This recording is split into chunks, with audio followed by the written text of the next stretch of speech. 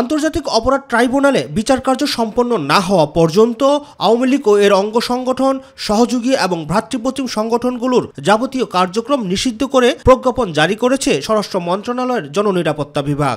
দুপুরে আইনশৃঙ্খলা সংক্রান্ত উপদেষ্টা পরিষদের বৈঠক শেষে বিষয়টি নিশ্চিত করেন স্বরাষ্ট্র উপদেষ্টা লেফটেন্যান্ট জেনারেল অবসরপ্রাপ্ত জাহাঙ্গীর আলম চৌধুরী। আইন যেটা হয়েছে ওইটার আমরা ইমপ্লিমেন্ট করার দায়িত্ব হলো আমাদের। বৈঠক শেষে তিনি জানান, এখন থেকে পুলিশের হাতে আর কোনো মরণাস্ত্র থাকবে না বলে সিদ্ধান্ত নিয়েছে স্বরাষ্ট্র মন্ত্রণালয়। পুলিশের হাতে যেন আর কোনো মরণাস্ত্র না থাকে, এগুলি তাদের জমা দিয়ে দিতে হবে। কোনো মরণাস্ত্র পুলিশের হাতে থাকবে না, বাট এপি ব্যাটালিয়নের হাতে থাকবে। এপি ব্যাটালিয়নের কাজ কিন্তু অন্য পুলিশের থেকে একটু ডিফারেন্ট, তাদের হাতে থাকবে।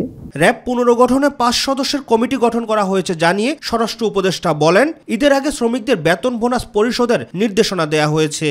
র্যাব এই পুনর্গঠন কিভাবে হবে, এটা এই নামে থাকবে কিনা, এই ড্রেস থাকবে কিনা, বা এই ফোর্স থাকবে কিনা, বা কিভাবে অর্গানাইজ হবে, এই জন্য আমরা একটা কমিটি করে দিয়ে দিচ্ছি।